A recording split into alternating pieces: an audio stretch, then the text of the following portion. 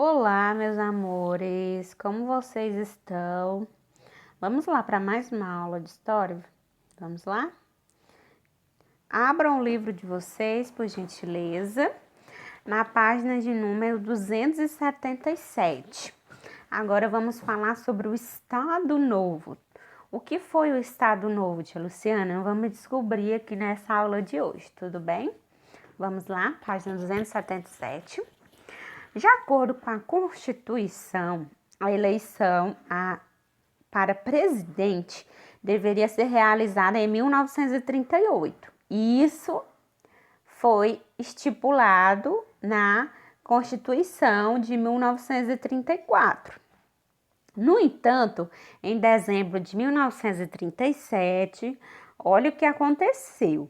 Getúlio Vargas deu um golpe de Estado e cancelou as eleições democráticas, dando início a uma ditadura.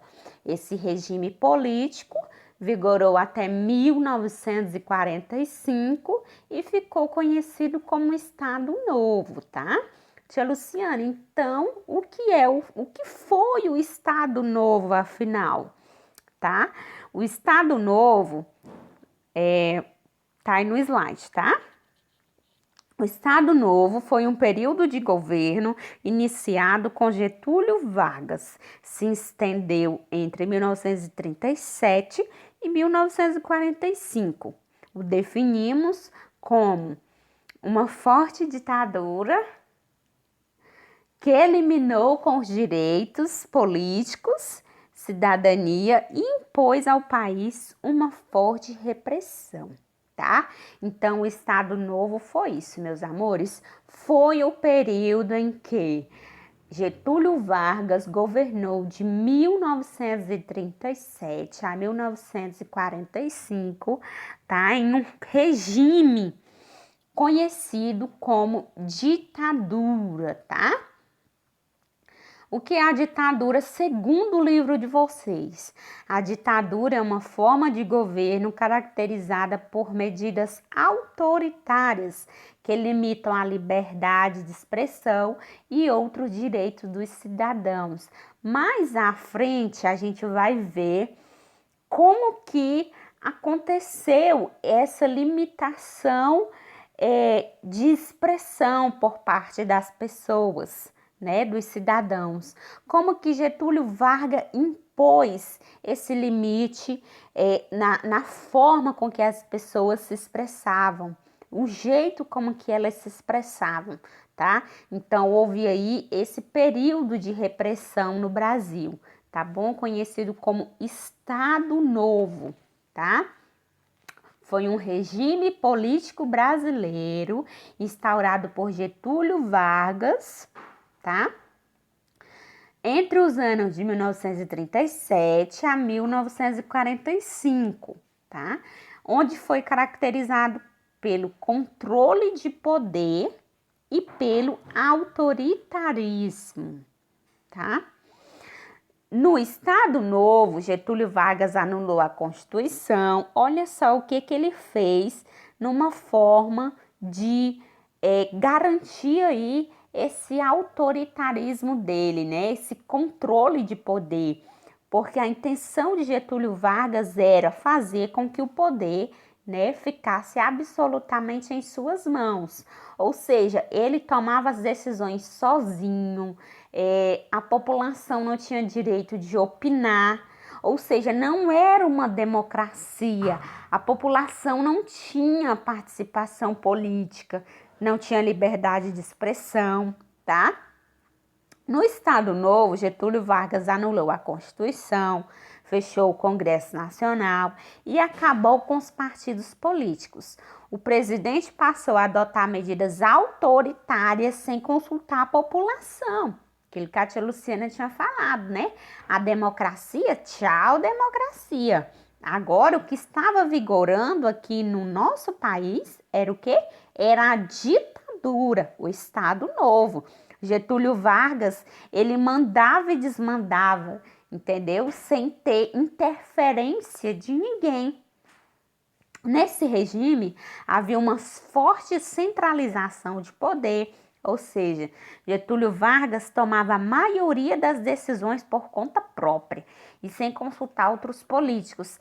Além disso, foi instaurada a censura, impedindo que as pessoas fizessem críticas ao governo, tá? Essa censura, ela foi imposta de forma, algumas vezes, até agressiva, tá? Aí o livro de vocês pergunta assim, qual as principais características de uma ditadura, tá?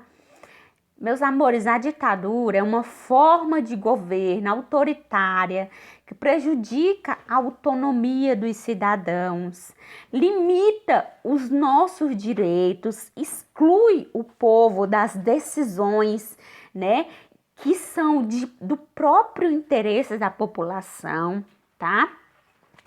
Aí, no livro de vocês, tem uma foto, né, de Getúlio Vargas anunciando pelo rádio o início do Estado Novo. Certinho? Vamos adiante. Agora vamos falar sobre os direitos dos trabalhadores. Para garantir o apoio popular em seu governo, Getúlio Vargas atendeu a várias reivindicações dos trabalhadores e instituiu diversas medidas favoráveis a eles, como a jornada de 8 horas, férias remuneradas, salário mínimo. Em 1943, esses direitos foram oficializados por meio da CLT. O que é CLT, Luciana? Consolidação das leis do trabalho. Você sabia que até hoje é a CLT que rege as relações trabalhistas em nosso país? Tá? Aí temos aí, né, a carteira de trabalho, que é onde as empresas, ela assina a carteira e onde teoricamente nós temos direito a todas esses direitos, né? As férias remuneradas, tá? E vários outros benefícios. Não seria benefício, digamos que são direitos, tá? Do trabalhador. No governo de Getúlio Vargas, o registro na carteira de trabalho passou a ser obrigatório, tá?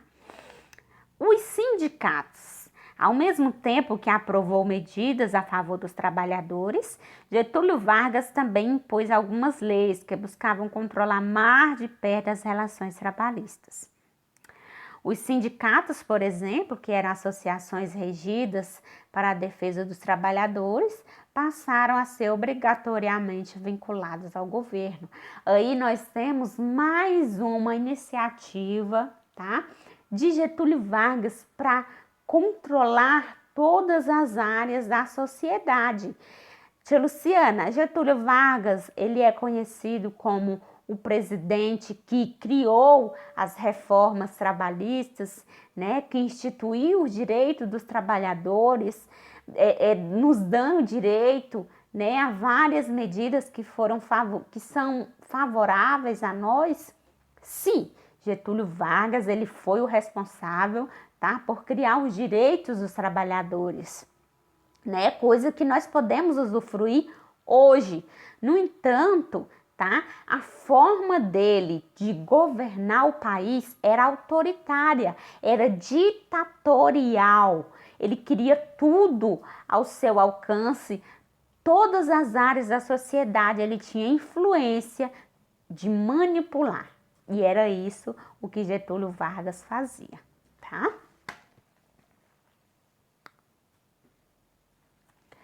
Aí, meus amores, nós vamos falar agora sobre a propaganda durante o Estado Novo, na página 280, tá? Então, o Estado Novo, ele foi caracterizado pela intensa publicidade a favor do governo. Em 1939, Getúlio Vargas criou o Departamento de Imprensa e Propaganda, não esqueça disso, que é a DIP, para desenvolver as propagandas, anúncios, notícias que falassem bem do governo. A instituição era favorável ainda por fiscalizar a mídia, para evitar a transmissão de mensagens contrárias ao governo. Muitos cartazes produzidos pelo DIP traziam imagens valorizando a figura pessoal de Getúlio Vargas e destacando como líder da nação e dos trabalhadores. Aí nós temos um exemplo, tá? De uma das propagandas da DIP, né, onde ela mostra Getúlio Vargas interagindo com a juventude, aí até no Dia das Crianças, né? E aí tem a seguinte frase: crianças, aprendendo no lar e nas escolas, o culto da pátria, trareis para a vida prática todas as probabilidades de êxito. Só o amor constrói, e amando o Brasil forçamente e conduzireis aos mais altos destinos entre as nações, realizando os desejos de engrandecimento aninhados a cada coração brasileiro, tá? Aí nessa frase aí, nesse texto, nós podemos ver um forte nacionalismo, que é o quê? Que é o amor à pátria, o amor ao nosso país. Tia Luciana, nós devemos amar o nosso país? Sim, tá? E Getúlio Vargas, a senhora está dizendo que ele amou o país, tia Luciana? Eu diria que sim, da forma dele, né? Mas ele era nacionalista, ele amava, tá? O nosso país, a nossa pátria, tá bom? Então aí nós temos a DIP, tá? Que foi um departamento criado por Getúlio Vargas, onde esse departamento tinha a intenção de falar, de divulgar o governo de Getúlio Vargas de forma com que ele fosse visto bem pela sociedade brasileira, de que forma? De uma forma que ele fosse bem visto, tá? Né? Que era um líder nacional exemplar, que nos defendia, etc, etc, etc, tá? Beleza? Aí, meus amores, nós temos o rádio, né? A era do rádio. Durante a década de 30, o rádio alcançou grande popularidade, né? Getúlio Vargas se aproveitou disso para, né, divulgar o que ele fazia pela nação, né? Era a forma dele se comunicar, falar o que ele estava fazendo aqui no Brasil, tá? As medidas dele. O programa oficial do governo de Getúlio Vargas no rádio chamava-se Hora do Brasil e era transmitido diariamente. Nele era divulgadas as principais informações sobre as ações do governo e era feita a propaganda política de Getúlio Vargas. Aí nós temos exemplo, coloquei para vocês aí verem como que eram, tá, os rádios naquela época, tudo bem? Tem alguns modelos. Aí nós temos, né, uma notícia que apareceu no jornal da época. O presidente Getúlio Vargas, pelo rádio, falará à nação. Conforme já tem sido largamente anunciado, falará hoje a todos os habitantes do Brasil. Na hora do Brasil, senhor Getúlio Vargas, presidente da República, o discurso do chefe do governo será uma exposição sobre a atual situação do país, tá? Aí era uma notícia da época em que Getúlio Vargas, ele estava indo, né, a esse programa chamado Hora do Brasil, tá? Que era o programa oficial do governo de Getúlio Vargas, onde ele colocava as suas ações, falava como é que estava o nosso país, economicamente, politicamente, etc. Tá bom? Meus amores, a Hora do Brasil evoluiu, tá? Mudou de nome e passou a ser Voz do Brasil. E ela existe até hoje, tá? Chamado Voz do Brasil. Aí tem algumas características, tá? Que em 1995 entrou para o Guinness Book como o programa de rádio mais antigo do Brasil. O seu primeiro nome foi Programa Nacional, seu segundo foi Hora do Brasil. Começou a ser transmitida pelo governo de Getúlio Vargas. Só em 1998 deixou de ser usada a famosa abertura. Em Brasília, 19 horas, tá? Que era quando estava começando o programa, né? Na rádio, eles falavam, em Brasília, 19 horas, tudo bem? Ainda hoje, tá? Tem essa Voz no Brasil, onde a finalidade desse programa é levar a informação a todos os pontos do Brasil, tá? Até os pontos mais distantes, e ele tem duração de 1 hora, certo? Aí temos o carnaval nas ruas e salões. Meus amores, o costume de festejar o carnaval já existia no Brasil desde o século XIX. No entanto, foi na década de 30 que o governo de Getúlio Vargas passou a assumir a organização oficial desse evento popular que é tão famoso aqui no nosso país, né? E olha só, Getúlio Vargas estava exercendo poder, influência até mesmo na cultura do nosso país. Olha como esse cara tinha a mente evoluída, né? A mente tremenda. Os desfiles e concursos de ruas passaram a ser programados pelo governo, que estipulava também o conteúdo das músicas para que valorizassem a imagem do país, né? Getúlio Vargas não era bobo nem nada, tá? Getúlio Vargas, ele interferiu nas músicas, havia uma censura muito grande nas músicas brasileiras, tá? Nessa época vai surgir o tropicalismo, e com letras que irão criticar o nosso país, a forma com que o nosso país estava, o enredo, a política, tá? E com letras bem marcantes. E elas não falavam diretamente, mas de uma forma com que a população entendesse, tá? E havia uma repressão muito grande com relação a esse tipo de música. Tudo bem? A população mais rica, por outro lado, costumava festejar o carnaval em bailes realizados em clubes e salões particulares, né? E aí, no livro de vocês, na página 282, temos um trecho, né? Um relato de Salomão Magalhães Borges sobre o carnaval nessa época, lá na cidade, né, de Belo Horizonte. Que diz o seguinte: eu tinha 3 ou 4 paixões: cinema, música, futebol e carnaval. Ficava louco com o carnaval, mas o carnaval não era como o de hoje. Naquele tempo, as famílias participavam do carnaval. Havia um corso de carros abertos na Avenida Afonso Pena. Naquele tempo, os carros eram abertos com capota e as famílias se organizavam em blocos. Todo ano eu ia para a avenida passear de corsa. Serpentina a valer, confete, um monte. E a condição essencial: quem se metesse a folião tinha que saber cantar as músicas todas. Eu sei as músicas todas do carnaval daquela época, tá?